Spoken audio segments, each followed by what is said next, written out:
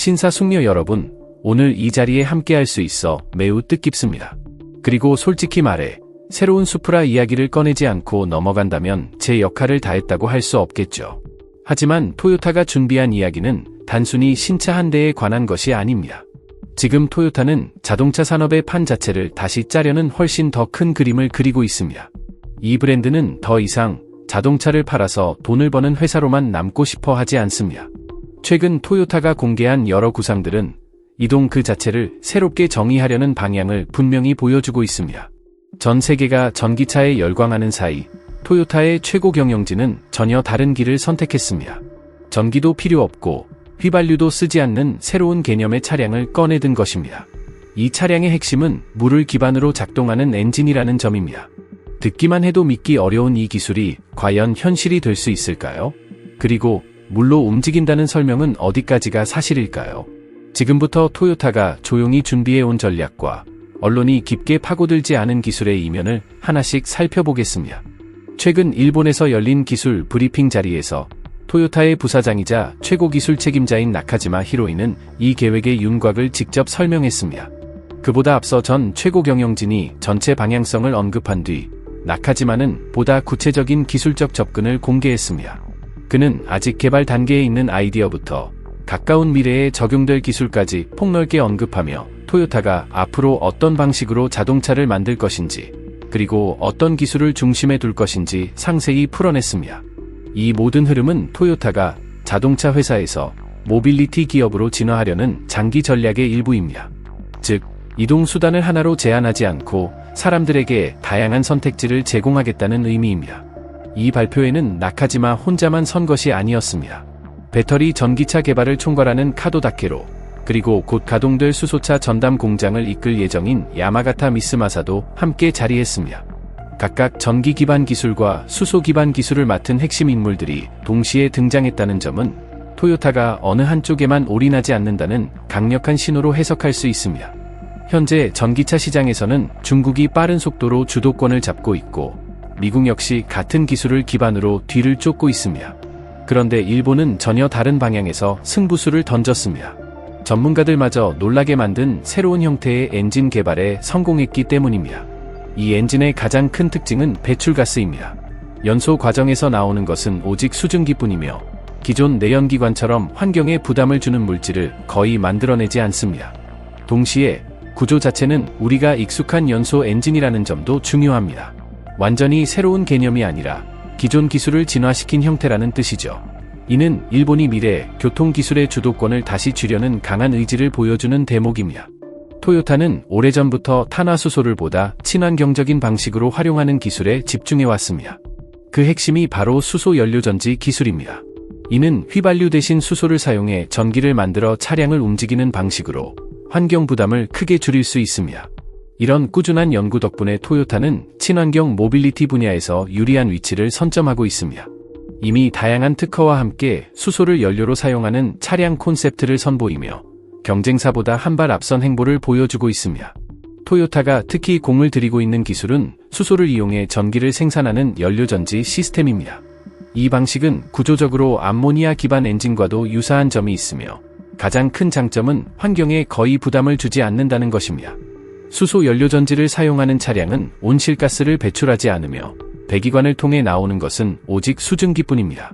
이 특성 덕분에 대기오염과 기후 문제를 동시에 해결할 수 있는 현실적인 대안으로 주목받고 있습니다.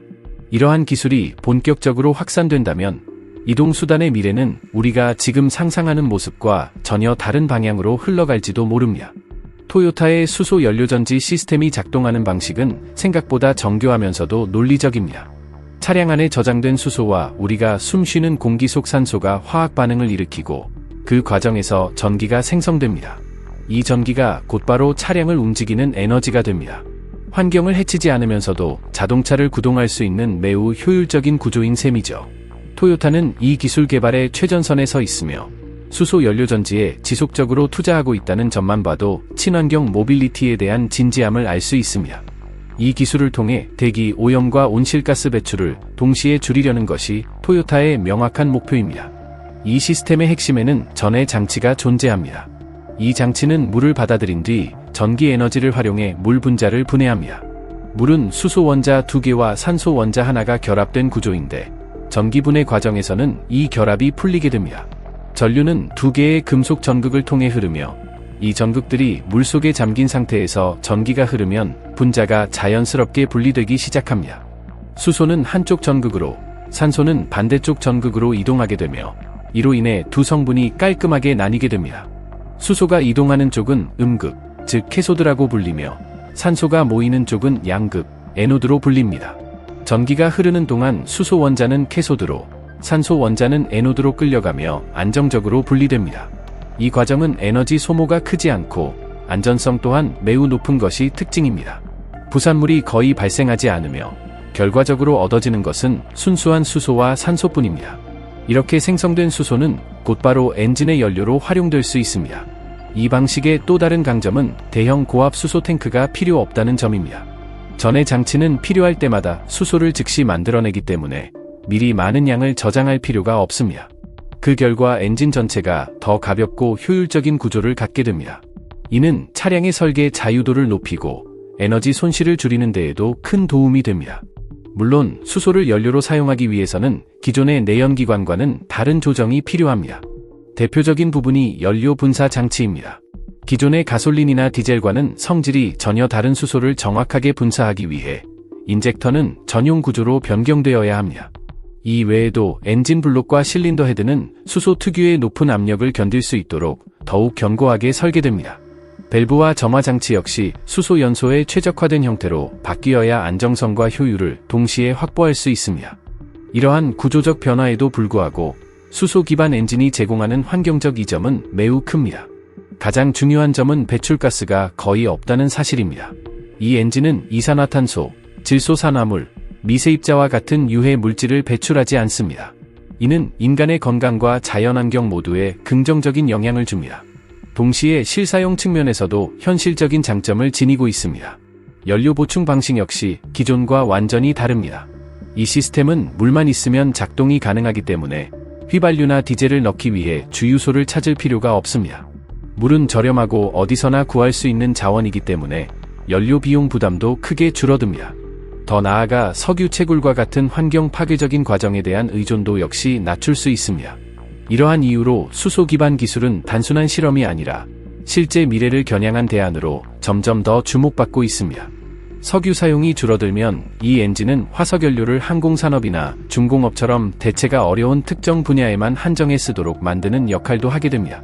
화석연료는 기후변화를 가속시키는 온실가스의 주요 원인이기 때문에 의존도를 낮추는 것만으로도 환경에 미치는 영향은 상당히 줄어듭니다.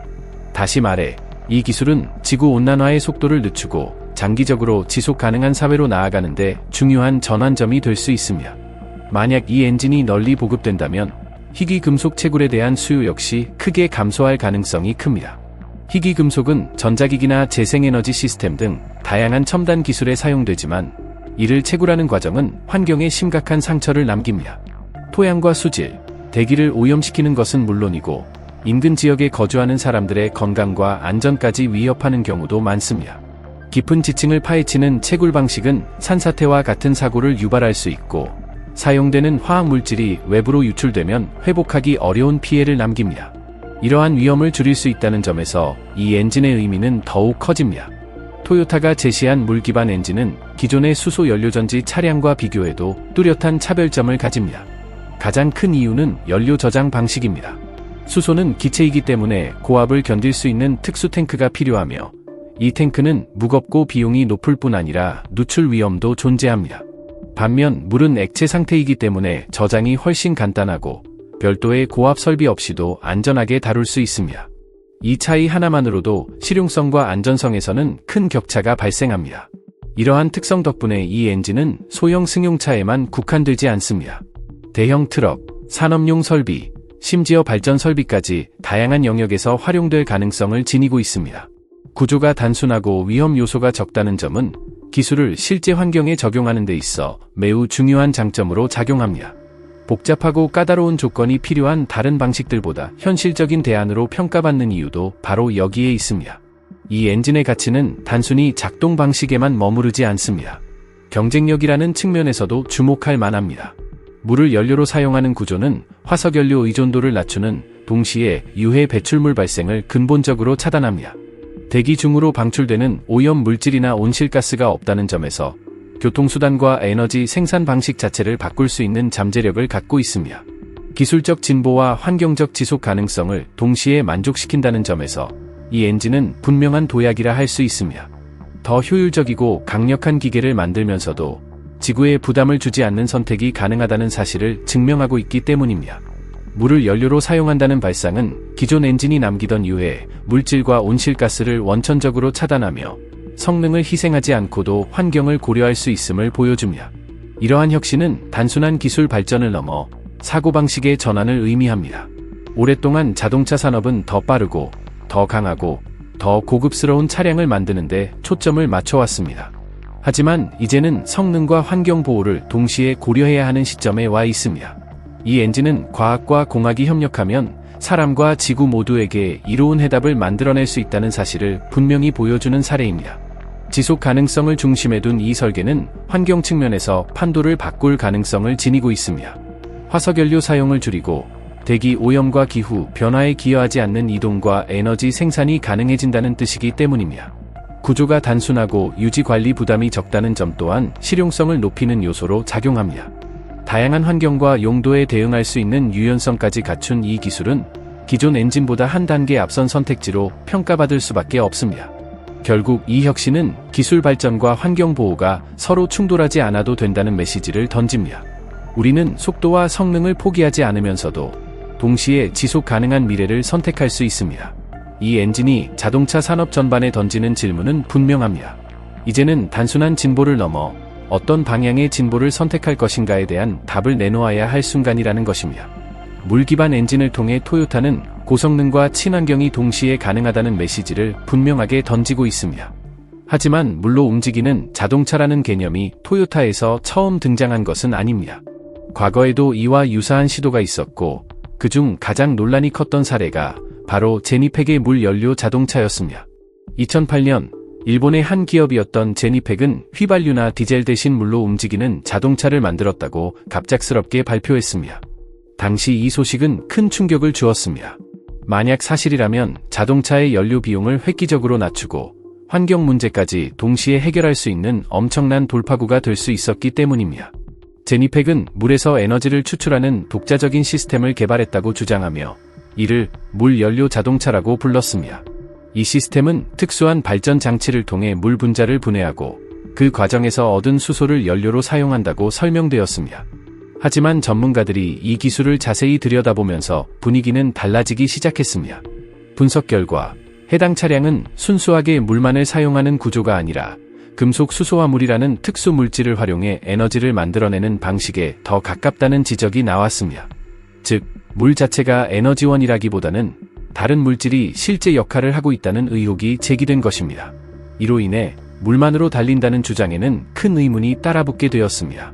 과학계와 경쟁사들 사이에서는 회의적인 반응이 빠르게 확산되었습니다. 제니팩은 자신들의 주장을 뒷받침할 명확한 과학적 검증 자료를 공개하지 않았고 그 공백은 더 많은 비판을 불러왔습니다. 일부 과학자들은 기본적인 물리 법칙을 언급하며 물 자체에서 에너지를 얻는 것은 이론적으로 불가능하다고 설명했습니다. 물은 매우 안정적인 물질로 수소와 산소가 강한 결합으로 묶여 있습니다. 이 결합을 분리하려면 반드시 외부에서 에너지를 투입해야 합니다. 이 과정을 비유하자면 단단한 막대를 부러뜨리는 것과 같습니다. 아무 힘도 들이지 않고는 막대를 둘로 나눌 수 없는 것처럼 물 분자 역시 에너지를 넣지 않고는 분해할 수 없습니다. 더 중요한 점은 물이 이미 수소와 산소가 결합한 가장 안정적인 상태라는 사실입니다. 즉, 물을 다시 다른 형태로 바꾼다고 해서 새로운 에너지가 생겨나는 것이 아니라 오히려 에너지를 소비하게 됩니다. 이와 관련해 자주 언급되는 방식이 바로 전기분해입니다. 물을 전기분해해 수소와 산소로 나눈 뒤 다시 이를 결합시켜 에너지를 얻는 구조입니다. 하지만 여기에는 치명적인 문제가 있습니다. 열역학 제1법칙에 따르면 물을 분해하는 데 들어간 에너지는 다시 결합할 때 얻을 수 있는 에너지와 같을 수밖에 없습니다. 여기에 열역학 제2법칙까지 적용되면 상황은 더 불리해집니다.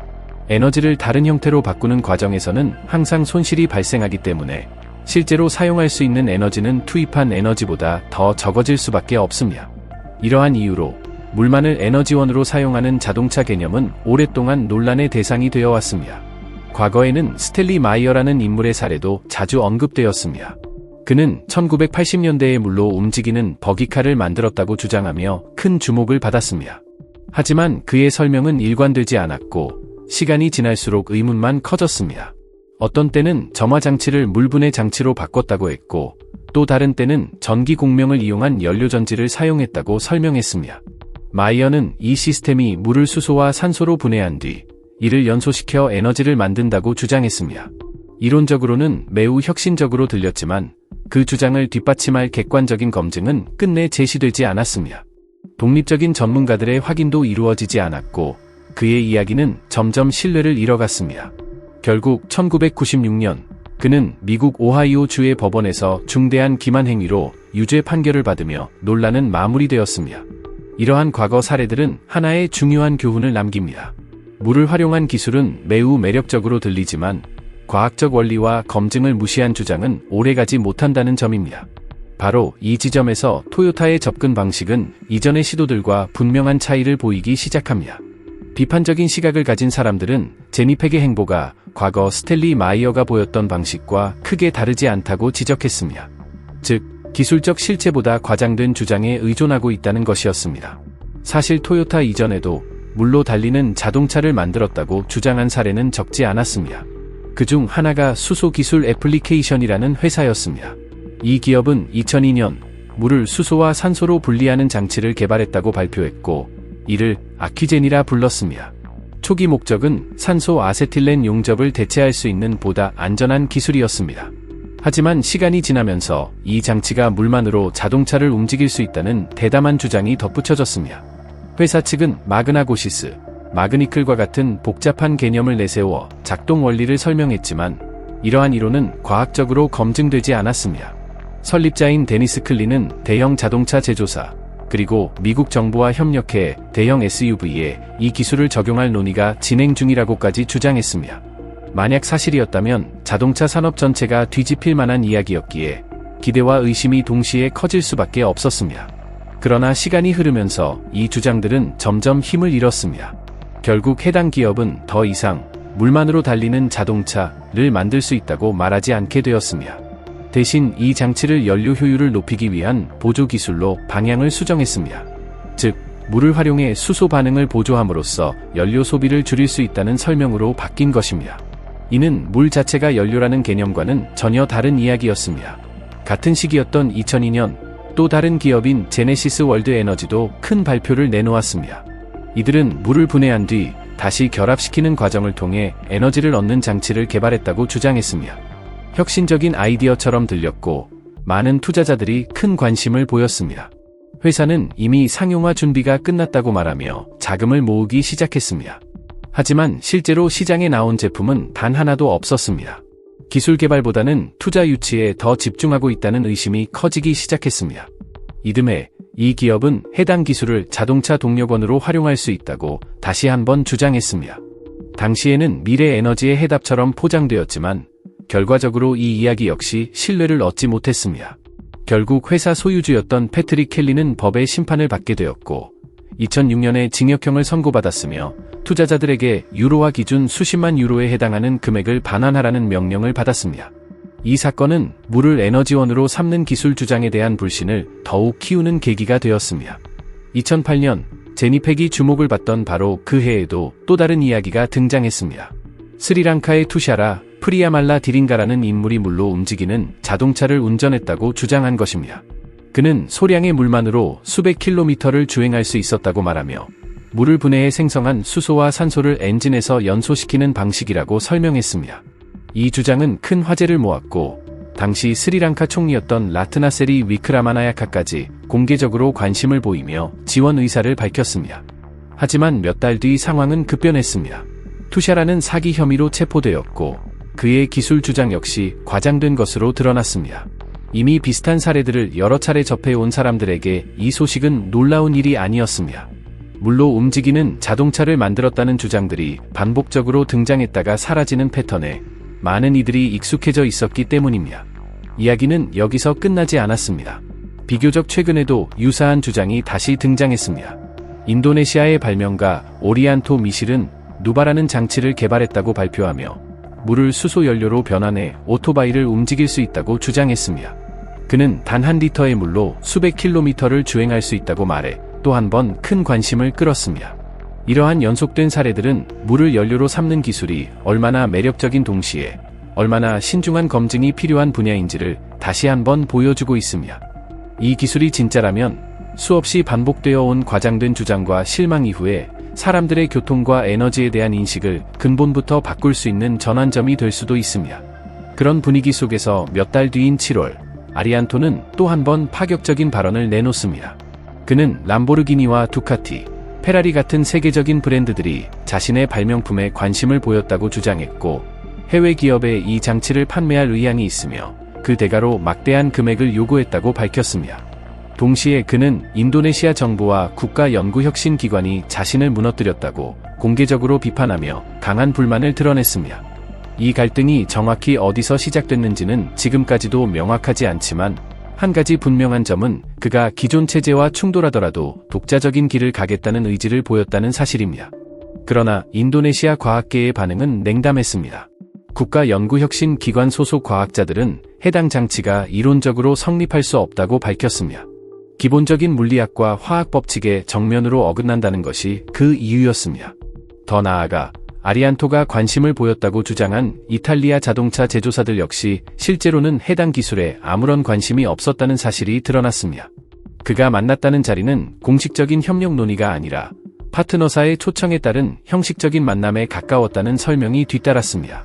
이로 인해 그의 주장 전반에 대한 신뢰성에는 더욱 큰 의문이 제기될 수밖에 없었습니다. 누바라는 장치가 정말로 세상을 바꿀 기술인지 아니면 또 하나의 과장된 이야기인지에 대한 질문이 남게 된 것입니다. 한때 가능성을 보여줬던 제니팩의 아이디어 역시 이후에는 거의 소식이 끊겼고 그들이 여전히 물 연료 자동차를 개발하고 있는지조차 알 수 없는 상황이 되었습니다. 반면 토요타는 전혀 다른 길을 선택했습니다.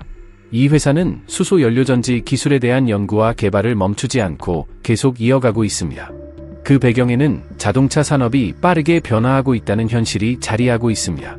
중국을 중심으로 한 친환경 기술과 새로운 전기차 브랜드들이 빠르게 성장하는 가운데 토요타는 한 가지 해답에만 의존하지 않겠다는 전략을 분명히 하고 있습니다. 토요타는 수소 연료전지 기술을 지속적으로 개선하며 친환경 이동수단에 대한 수요 증가에 선제적으로 대응하려 하고 있습니다. 이를 위해 하이드로젠 팩토리 유럽이라는 이름으로 유럽 내 사업 확장에도 힘을 쏟고 있습니다. 이미 수소 기반 승용차를 양산해온 토요타는 이제 여기서 멈추지 않고 대형 트럭과 버스 같은 대형 운송수단에도 수소 연료를 적용하는 방안을 적극적으로 모색하고 있습니다. 이는 다른 글로벌 부품 기업들이 추진하고 있는 방향과도 맞닿아 있습니다. 현재 토요타의 연료전지 기술은 대형 상용차뿐만 아니라 철도, 선박, 발전 설비 등 다양한 영역에서 활용되고 있습니다. 이러한 경험을 바탕으로 토요타는 차세대 연료전지 시스템을 더욱 진화시키는 데 집중하고 있습니다. 목표는 명확합니다. 내구성을 높이고 주행 가능 거리를 늘리며 더 많은 사람들이 부담 없이 선택할 수 있도록 비용을 낮추는 것입니다. 동시에 기존 내연기관 수준의 성능과 실용성을 제공하면서도 환경에는 부담을 주지 않는 기술을 구현하겠다는 계획입니다. 토요타는 이 새로운 연료전지 시스템을 2026년을 목표로 시장에 선보일 계획이며 현재 기술 대비 주행 거리는 20% 이상 늘어나고 비용은 30%가량 낮아질 것으로 기대하고 있습니다. 이러한 변화는 환경을 해치지 않는 대체 연료를 찾는 과정에서 중요한 이정표가 될 수 있습니다. 수소 연료전지에 대한 토요타의 지속적인 투자는 전기차만이 유일한 해답은 아니라는 메시지를 분명하게 보여줍니다. 수소 역시 우리의 삶을 더 편리하고 지속 가능하게 만드는 또 하나의 현실적인 선택지가 될 수 있다는 뜻입니다. 물 기반 엔진과 수소 기술을 향한 토요타의 여정은 이제 막 시작 단계에 들어섰습니다. 이미 의미 있는 진전을 이뤘지만 효율과 출력, 신뢰성을 더욱 끌어올리기 위해서는 앞으로도 끊임없는 개선이 필요합니다. 만약 이 도전이 성공으로 이어진다면 이 기술은 토요타를 상징하는 핵심 기술로 자리 잡으며 자동차 산업 전반에 새로운 기준을 제시하게 될지도 모릅니다. 여러분은 물과 수소를 기반으로 한 토요타의 미래형 차량을 선택하고 싶으신가요? 그리고 과거의 논란들과 달리 이번에는 정말로 신뢰할 수 있는 결과를 만들어낼 수 있다고 보시나요? 여러분의 생각을 댓글로 자유롭게 남겨주세요. 이 영상이 흥미로웠다면 좋아요를 눌러주시고 가족이나 친구들과 공유해주세요. 그리고 앞으로의 새로운 소식을 놓치지 않으시려면 채널 구독도 꼭 부탁드립니다.